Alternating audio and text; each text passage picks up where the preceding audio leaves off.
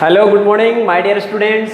ठीक है, अब कल जो हमारी क्लास थी उसमें आपको बहुत मज़ा आया था। मैंने आपको बताया था कि हमारे पास न्यू कॉन्सेप्ट आया था सम ऑफ फर्स्ट एंड टर्म्स वाला, ठीक है ना। अब आज हमारे पास जो कॉन्सेप्ट है वो कॉन्सेप्ट बिल्कुल वही का वही है, बस यहाँ पे क्वेश्चंस जो है ना वो थोड़े चेंज हो जाएंगे। मतलब आपका मिक्सअप आएगा, आपको टर्म्स के बारे में भी पता होगा और आपको सम के बारे में फाइंड आउट करना होगा। मतलब इन दोनों का मिक्सचर आएगा, टर्म्स से रिलेटेड और सम से रिलेटेड, दोनों ही बातें आज आपके पास चलेगी। ठीक है, देखिए क्वेश्चन जो है बहुत अच्छा है और सीबीएसई 2017 में आया हुआ क्वेश्चन है। हालांकि उसके पहले भी आया एक दो बार, लेकिन रिसेंटली ये 2017 में आया था।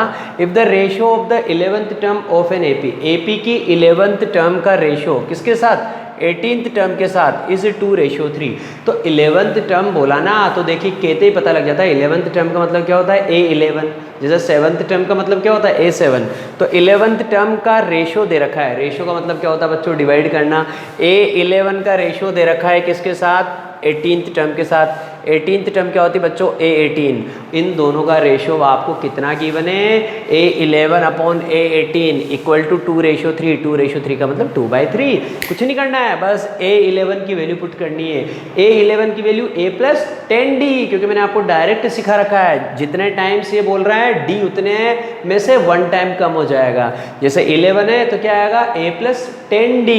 तो A11 की वैल्यू हो गई A+10D अपॉन A18 की वैल्यू A+17D। A18 की वैल्यू A+17D इक्वल टू 2/3। अब क्या करना है बच्चों, ऐसी कंडीशन में मैंने आपको बहुत अच्छे से बता रखा है, हम क्या करते हैं क्रॉस मल्टीप्लाई। 3 तो मल्टीप्लाई हो जाएगा इन दोनों टर्म्स से और 2 मल्टीप्लाई हो जाएगा बच्चों इन दोनों टर्म्स से। तो 3 को मल्टीप्लाई करना है किससे, A+10D से। तो हम कैसे लिखेंगे बच्चों, 3A, पहले 3 मल्टीप्लाई होगा 3A plus 30D equal to 2 को मल्टीप्लाई करेंगे बच्चों 2A प्लस 34D। ये मिला मुझे। यहाँ पे लिखा हुआ है 3A, यहाँ पे लिखा हुआ है 2A। A के पास A को ले जाइए, D के पास D को ले जाइए। तो 3A minus 2A equal to, इधर है 34D, उधर है 30D, इधर आएगा तो माइनस का, तो माइनस का 30D। 3A में से 2A जाएगा तो A बचेगा और 34 में से 30 जाएगा तो 4 बचेगा। तो A की वैल्यू कितनी आई बच्चों, A की वैल्यू आ गई मेरे पास 4D। तो एक रिलेशन आ चुका है मेरे पास A और D में कि A किसके इक्वल है, A इक्वल है 4D के। ये मुझे कैसे मिला, ये जो फर्स्ट इसने स्टेटमेंट दिया था उससे मुझे ये रिलेशन मिला, A इक्वल टू 4D। अब मुझे फाइंड आउट क्या करना है, देखिएगा, find the ratio of sum of first 5 terms. Sum of first 5 terms का मतलब S5, मैंने नोटेशन सिखाया आपको, to the sum of its first 10 terms. मतलब आपको क्या फाइंड आउट करना है, S5 अपॉन S10, ये फाइंड आउट करना है। तो सबसे पहले तो करना क्या है ये पता होना चाहिए, निकालना क्या है S5 और S10 और फिर दोनों का रेशियो निकालना है। तो S5 क्या होता है, S5 का फॉर्मूला लिख देते हैं। तो S5 अपॉन S10 निकालना है, तो S5 अपॉन S10 का मतलब क्या होता है, पहले S5 5/2, क्योंकि Sn का फॉर्मूला आपको पता है n/2 2A plus n minus 1 into D। 5/2 2A plus 5 minus 1 into D, क्योंकि D का पता ही नहीं है, मैं भी क्या करूँ, मुझे तो ना फर्स्ट टर्म पता है ना D पता है, तो मेरा सारा का सारा क्वेश्चन A और D में ही चलता जाएगा। ये तो लिखा मैंने S5। अब S5 को डिवाइड करना है बच्चों किससे, S10 से। तो ये डिवाइड करने का सिंबल लगाया, S10 का मतलब 10/2 2A प्लस यहाँ पे कितना है 10, तो यहाँ पे आ जाएगा 10 माइनस 1 इंटू D, ये लिखा मैंने। अब क्या करना है, अब इस तरह की जब भी कोई कंडीशन हो तो पहले यहाँ जो नंबर लिखा होता है उसको आप इससे डिवाइड कर लीजिए। इजीली 5/10 को डिवाइड करना है, देखिए 10/2 से, कितना सिंपल है। आप डिवाइड करेंगे 5/10 को डिवाइड करना है बच्चों किससे, 10/2 से। तो आप सबसे पहले इस तरह से लिखते हैं, देखिए आपको 6th क्लास 7th क्लास में आता था ये कॉन्सेप्ट। तो 5/2 को 10/2 से डिवाइड करना है, ये फ्रैक्शन का डिवीज़न है। फ्रैक्शन का डिवीज़न जब होता है तो हम क्या करते हैं बच्चों, हम यहाँ पे डिवीज़न को कन्वर्ट कर देते हैं मल्टीप्लाई में और इसका क्या कर देते हैं, रेसिप्रोकल। तो 10/2 का रेसिप्रोकल कितना आ जाएगा, 2/10। और अब मज़ा आने वाला है, कैसे, 2 से 2 की पिक्चर ख़त्म और 5 से 10 की पिक्चर ख़त्म हो गई, कितने टाइम्स, 2 टाइम्स। तो इस पूरे का आंसर कितना आया बच्चों, 1/2। कितना आया इसका आंसर, 1/2। अब ये जो आंसर आया ना 1/2, उसको मैं इसके प्लेस पे लिख दूंगा। तो 1/2 मेरा आंसर आया, किसको सोल्व करने पे, इन दोनों को डिवाइड करने पे। तो इक्वल टू में लिखूंगा 1/2 और अब ऊपर जो ब्रैकेट में चल रहा है उसको चलने देते हैं। तो 1/2 लिखा, या आप ऊपर वाला ब्रैकेट लिखेंगे, इसमें आंसर आएगा 2a प्लस 4d, ये न्यूमरेटर का आंसर है। और डिनोमिनेटर का आंसर क्या आएगा? डिनोमिनेटर का आंसर आ जाएगा 2a प्लस 10 में से 1 जाएगा 9d।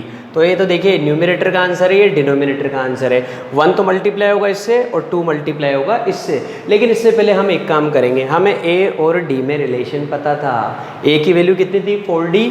तो आप क्या करेंगे? a के प्लेस पे 4d पुट कर देंगे, तो हमारा आंसर कैसा आ जाएगा देखिएगा। हमें यहाँ पे 1 तो पता है न्यूमरेटर में, 1 को इससे ही करना है, तो एज इट इज़ रहेगा 2a प्लस 4d, इसका कुछ नहीं हो सकता। 2 मल्टीप्लाई होगा इससे, तो 2 2 जा 4, 4a प्लस 2 को 9 से करेंगे 18d, ये आया हमारे पास। अब आप क्या करिए, अब आप डायरेक्ट a की वैल्यू 4d यहाँ पे पुट कर दीजिए। देखिए a की वैल्यू कितनी है? 4d, तो a के प्लेस पे 4d पुट कर देंगे। तो 2 को मल्टीप्लाई करना पड़ेगा किससे? 4d से। तो 2 को मल्टीप्लाई करेंगे, 2 मल्टीप्लाई बाय 4d, और प्लस में क्या चल रहा है? 4d लिखा। फिर 4 को मल्टीप्लाई करेंगे बच्चों किससे? 4d से, तो लिखेंगे 4 multiply by 4d plus 18d। देखिए 2 इंटू 4d कितना आएगा? 8d। 8d में आप 4d प्लस करेंगे तो बच्चों कितना आ जाएगा? 12d upon 4 into 4 16d। 16d में आपको किसको प्लस करना है? आपको 18 को प्लस करना है, तो कितना आएगा? 34d। तो 12d अपॉन 34d। d से d की पिक्चर खत्म। और 12/34 दोनों नंबर किससे कटते हैं? दोनों नंबर जो है वो 2 से डिविजिबल है। ये 2 से 6 टाइम्स डिविजिबल है, ये 2 से 17 टाइम्स डिविजिबल है। This is my answer 6/17। 6/17 का मतलब 6:17 is the ratio of S5 and S10। ऐसे करना है आपको ये क्वेश्चन, अच्छे से देख लीजिए आप, ठीक है? आ गई बात समझ में? ओके।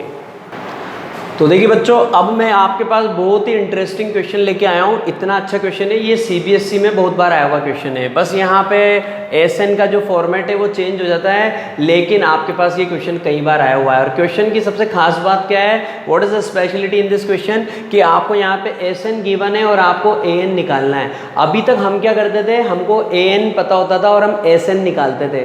आज कहानी हमारे पास कन्वर्स है, आज हमको एसएन दे रखा है। Today we are having the information about sum of first n terms SN, and now we want to find nth term, that is an। मतलब आज हमको an फाइंड आउट करना है। तो इसकी मेरे पास दो तरह के ट्रिक्स है। एक ट्रिक तो जो है वो नॉर्मली आपको आपकी बुक में इजीली देखने को मिल जाएगी, और एक मेरी स्पेशल ट्रिक है जिससे आपको बहुत मजा आएगा और आपका क्वेश्चन बहुत जल्दी सॉल्व होगा। If you want to solve your question speedly then you have to follow my trick. बाकी बुक में तो बहुत सिंपल सी ट्रिक है, वो ट्रिक मैं आपको बाद में बताऊंगा। पहले मैं आपको अपनी स्पेशल ट्रिक बताऊंगा। देखिए, सबसे पहले तो उस ट्रिक को समझाने से पहले मैं आज आपको एक कॉन्सेप्ट बता देता हूं। अगर ये एग्जामिनर हमको ये नहीं बोलता कि ये सीक्वेंस एपी है, मतलब अगर वो बोलता है कि SN is equal to 5n square plus 3n is an AP, तो भी ये एपी ही होती। क्यों? क्योंकि मैं आज आपको एक लॉजिक बताता हूँ। अगर किसी सीक्वेंस की n टर्म्स का सम, अगर किसी सीक्वेंस की n टर्म्स का सम को अपन एसएन से रिप्रेजेंट करते हैं, किस फॉर्मेट में हो बच्चों? an स्क्वायर प्लस bn के फॉर्मेट में हो। कौन से फॉर्मेट में हो? an स्क्वायर प्लस bn के फॉर्मेट में हो। तो ऐसी कंडीशन में ये सीक्वेंस हमेशा एपी होती है। मैं प्रूव करके बताने वाला हूँ अभी आपके सामने। तो आप सबसे पहले ये याद रखिए कि कभी भी आपको एसएन अगर इस फॉर्मेट में दे रखा है, कौन से फॉर्मेट में? an स्क्वायर प्लस bn के फॉर्मेट में दे रखा है, तो ऐसी कंडीशन में वो सीक्वेंस हमेशा एपी होती है। क्लियर है? और आपको डायरेक्ट याद रखना है कि अगर एसएन ऐसे है मतलब वो एपी है। कैसे है मैं आपको प्रूव करके बताता हूँ। फॉर एग्जाम्पल देखिए, हमारे को ये क्वेश्चन दे रखा है कि एसएन कितना दे रखा है? 5n square plus 3n। अब हमें नहीं पता, मान लो ये सीक्वेंस एपी है कि नहीं है, तो हम कैसे करेंगे? सबसे पहले आप n के प्लेस पे 1 पुट करिए। जैसे आप n के प्लेस पे 1 पुट करेंगे आपको क्या मिलेगा? s1। s1 का मतलब क्या होता है? फर्स्ट टर्म ही तो होता है, क्योंकि फर्स्ट टर्म का सम का मतलब क्या है? First term. तो s1 का मतलब क्या है? आपको फर्स्ट टर्म मिली है आपकी a1। तो a1 आपको कितना मिला बच्चों? n के प्लेस पे 1 रखेंगे, 1 का स्क्वायर 1, 5 प्लस 3 8 आ गया।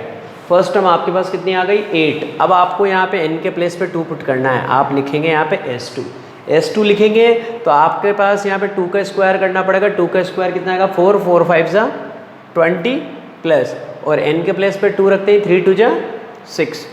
कितना आ गया बच्चों? 26। तो फर्स्ट टर्म मिल गई, S2 मिल गया। S2 का मतलब क्या होता है? First term plus second term, क्योंकि S2 का मतलब सम ऑफ फर्स्ट टू टर्म्स। तो यहाँ पे आपको A1 प्लस A2 की वैल्यू मिल गई। A1 प्लस A2 की वैल्यू कितनी मिल गई बच्चों? सॉरी, ये 20 प्लस 6 26 था। A1 प्लस A2 की वैल्यू कितनी मिल गई आपको? 26। ठीक है, अब आप n के प्लेस पे 3 पुट करेंगे। तो जैसे आप n के प्लेस पे 3 पुट करेंगे आपको क्या मिलेगा? S3। S3 कैसे आएगा? 3 का स्क्वायर करना पड़ेगा। आप लिखेंगे 3 का स्क्वायर 9, 9 5 जा 45 प्लस, और यहाँ पे क्या लिखेंगे आप? n के प्लेस पे 3 पुट करेंगे, 3 3 जा 9। तो S3 कितना आ गया बच्चों आपके पास? 45 प्लस 9 54। तो देखिए आपको 3 चीज़ें मिल चुकी हैं यहाँ पे। आपको S1 मिल चुका है, S1 का मतलब तो फर्स्ट टर्म ही होता है। आपको S2 मिल चुका है, S2 का मतलब होता है A1 प्लस A2, और आपको S3 मिल चुका है। S3 का मतलब होता है बच्चों A1 plus A2 plus A3। ये आपको कितना मिला? 54 मिला। तो अब आपका काम बिल्कुल बनने वाला है। आपको first term, second term, third term तीनों मिलने वाली है। देखिए फर्स्ट टर्म तो कितनी है? 8। आपको first term plus second term कितना दे रखा है? 26। तो आप सेकंड टर्म निकाल सकते हैं। कैसे? 26 में से 8 को माइनस करके। तो सेकंड टर्म A2 कैसे निकालूंगा? 26 में से मैं 8 को माइनस कर दूंगा। अगर मैं 26 में से 8 को माइनस करूंगा तो मुझे कितना मिलेगा बच्चों? 18। तो मेरी फर्स्ट टर्म तो कितनी है बच्चों? 8, और मेरी सेकंड टर्म कितनी है? 18। अब मुझे मेरी थर्ड टर्म निकालनी है। तो थर्ड टर्म निकालने के लिए क्या करूँगा? A1 प्लस A2 की वैल्यू कितनी है? 26। यहाँ पे रखूँगा 26 plus A3 equal to 54। A3 निकालना है तो मैं 54 में से 26 को माइनस करूँगा। तो 54 में से 26 को आप माइनस करिए। 14 में से 6 जाएगा, 8 बचेगा। 4 में से 2 जाएगा, 2 बचेगा। कितना आ गया बच्चों? 28। इसका मतलब फर्स्ट टर्म 8 है, सेकंड टर्म 18 है, थर्ड टर्म 28 है। तो मुझे आगे जाने की नीड ही नहीं है। क्यों? क्योंकि स्टार्टिंग की 3 टर्म्स से ही मुझे पता लग चुका है। AP के लिए मिनिमम 3 टर्म्स निकालनी जरूरी, इसलिए मैंने निकाली। मुझे स्टार्टिंग की 3 टर्म्स से ही पता लग चुका है कि ये सीक्वेंस AP है। क्यों? क्योंकि देखिए इन दोनों के बीच का डिफरेंस कितना आ रहा है? 10, और इन दोनों के बीच का डिफरेंस भी कितना आ रहा है? 10। इसलिए ये सीक्वेंस आपके पास क्या आएगी बच्चों? AP आएगी। और इसके बाद वाली टर्म जो आएगी वो आएगी 38, उसके बाद वाली टर्म आएगी 48। मतलब इन सबके बीच का जो डिफरेंस है, मतलब कॉमन डिफरेंस जो है वो सेम है। और वो कितना आ रहा है? वो आ रहा है 10। और उस 10 को लाने की भी मेरे पास एक डायरेक्ट ट्रिक है, अब बताऊंगा मैं आपको। पता है कैसे? यहाँ पे जो n स्क्वायर का कोफिशिएंट होता है उसका ट्वाइस होता है आपका कॉमन डिफरेंस D। देख लीजिए n स्क्वायर का कोफिशिएंट कितना है? 5। 5 का ट्वाइस कितना आएगा? 10। तो इन सब के बीच में 10 का ही तो डिफरेंस आ रहा है। ये मेरी ट्रिक है, ये आपको याद रखना है कि अगर कभी किसी सीक्वेंस की n टर्म्स का सम an स्क्वायर प्लस bn के फॉर्मेट में है तो वो सीक्वेंस हमेशा AP होती है।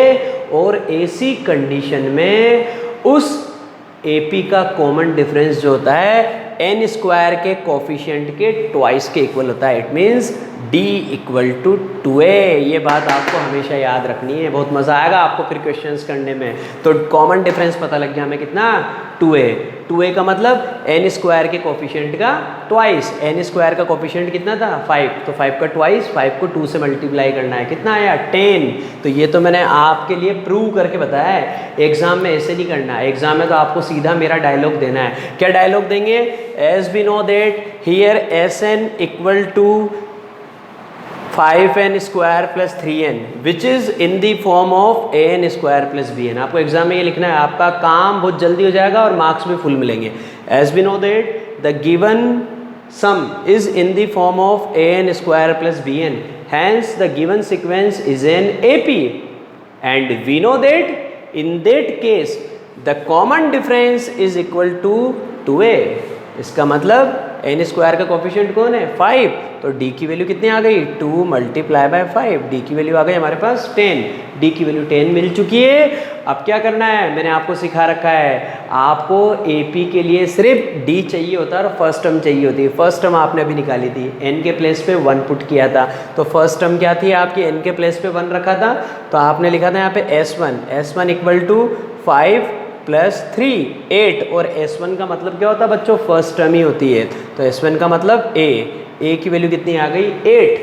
D पता लग चुका है, A पता लग चुका है। ठीक है, अब क्या करना है? आपको nth टर्म का फॉर्मूला लिखना है। nth टर्म का फॉर्मूला आप बहुत अच्छे से जानते हैं, A plus n minus 1 into D। A कितना है? 8 plus n minus one into D. D के प्लेस पे क्या लिखेंगे बच्चों? 10 लिखेंगे। तो 8 प्लस 10 से मल्टीप्लाई कर देंगे 10n माइनस 10। 8 में से 10 जाएगा, नहीं जा सकता, तो 10 में से 8 को माइनस करना पड़ेगा, तो आपके पास नंबर आएगा नेगेटिव। आंसर आ जाएगा आपके पास 10n minus 2। This is the nth term of this AP. आई कि नहीं आई आपको मेरी बात समझ में? तो इस एपी की जो nth टर्म है, जो an है, वो an की वैल्यू आ गई मेरे पास 10n माइनस 2। तो कितना सिंपल सा कॉन्सेप्ट है मेरा, 1 मिनट में तो क्वेश्चन ही खत्म हो गया। आपको यहाँ से अप्लाई करनी बस ये बात। अभी तक जो बताया था वो इसका एक्सप्लेनेशन था, एग्जाम में यहाँ से करना है, ये स्टेप फॉलो करनी है, इसके बारे में लिखना पड़ेगा सबसे पहले आपको। क्लियर है मेरी बात? अब बुक में देखिए बच्चों, इसका एक और मेथड दे रखा है। बुक में जो मेथड दे रखा है वो भी मैं आपको बता देता हूँ। उसके लिए आपको फॉर्मूला याद रखना पड़ेगा। उस फॉर्मूले में क्या होता है, देखिए बच्चों, जब आपको एसएन पता होता है, आपको एसएन के बारे में पता है और आपको क्या निकालना है, एन, तो एन निकालने का एक डायरेक्ट फॉर्मूला होता है SN minus S N minus 1। ये आपको याद रखना पड़ेगा लेकिन, और इसमें कैलकुलेशन थोड़ी डिफिकल्ट होती जाती है, इसलिए मैं आपको उससे करने के लिए रिकमेंड करूँगा। बाकी फिर आपकी मर्जी है यार, जिसका जो मन करे। किसी के दिल को रोक थोड़ी सकते हैं। कोई कहे सर ये दिल मांगे मोर, तो मांगो यार, कोई बात नहीं, हमने तो आपको बता दिया an equal to S N minus S N minus 1। ये एक और फॉर्मूला होता है किसके लिए, जब आपको एस एन पता होता है और आपको ए एन निकालना होता है। an equal to S N minus S N minus 1। तो इससे an कैसे निकालेंगे, an equal to S N तो अपनी जगह वो है ही सही, उसको ऐसा कैसा लिखेंगे 5n square plus 3n, minus की जगह माइनस लगाएंगे। अब क्या करना है, एस एन माइनस 1, तो वहाँ पे n के प्लेस पे n माइनस 1 पुट करना है। तो यहाँ माइनस है ना, तो उसको पहले ब्रैकेट में लिखिए 5 ब्रैकेट के अंदर n माइनस 1 का होल स्क्वायर प्लस 3 ब्रैकेट के अंदर n माइनस 1। अब इसको सॉल्व कर देंगे और कुछ भी नहीं करना है। देखिए बच्चों, an इक्वल टू ये लिखा हमने 5n square plus 3n minus, अब देखिए इधर आ जाइए आप। अब यहाँ पे आपको आइडेंटिटी अप्लाई करनी पड़ेगी a माइनस बी का होल स्क्वायर वाली। तो आप कैसे लिखेंगे, 5 ब्रैकेट के अंदर n a माइनस बी का होल स्क्वायर वाली आइडेंटिटी होती है a square plus B square minus 2ab plus 3 को मल्टीप्लाई करना पड़ेगा, तो 3n माइनस 3। ये आपने किया, ठीक है बच्चों। अब आप देखिए यहाँ तक का आपको रिजल्ट आ चुका है, तो आप लिखेंगे उसको an equal to 5n square plus 3n minus बाहर है, साइन चेंज करेगा अभी थोड़ी देर में। पहले आप क्या करेंगे, 5 को इन सबसे मल्टीप्लाई करेंगे, 5n स्क्वायर प्लस का 5 को माइनस 2n से करेंगे माइनस 10n, ठीक है बच्चों, और plus 3n minus 3 plus 3n minus 3, ये आपने लिख दिया, ठीक है। यहाँ तक आप लिख चुके हैं। अब an इक्वल टू आप कैसे लिखेंगे, 5n square plus 3n minus, अब देखिए यहाँ पे जो लाइक टर्म से पहले आप उनको कंबाइन कर लीजिए। 5n स्क्वायर ऐसा कैसा, इसके साथ कोई भी नहीं आएगा, 5 में से 3 जाएगा, 2 बचेगा, माइनस का 10n और प्लस का 3n, तो माइनस का 7n बचेगा। ये आ गया माइनस का 7n, और 5 में से 3 जाएगा, प्लस का 2 बच जाएगा। अब आपको क्या करना है, बाहर माइनस है तो तीनों के साइन चेंज करने हैं। तो an equal to 5n square plus 3n minus 5n square, minus minus मिलके प्लस हो जाएंगे, प्लस का 7n और माइनस प्लस माइनस का 2, ठीक है। 5n स्क्वायर माइनस का 5n स्क्वायर, इन दोनों की पिक्चर खत्म। 3n प्लस 7n कितना आ जाएगा बच्चों, 10n, और ये माइनस का 2। तो आंसर तो वही आया जो आंसर पहले आया था। बस आपको जो आपके दिल में आए वो काम करना है। आपका दिल करता है कि मुझे तो सर की वो वाली ट्रिक लगानी है, तो आप वो वाली ट्रिक लगाइए। और आपका दिल करता है कि सर मुझे तो फॉर्मूला याद हो जाता है, मैं फॉर्मूला लगा के काम करना चाहता हूँ, तो भैया तुम्हारी मर्जी, जो करना है करो, गलत मत करना बस, ठीक है। बाकी सब कुछ करो।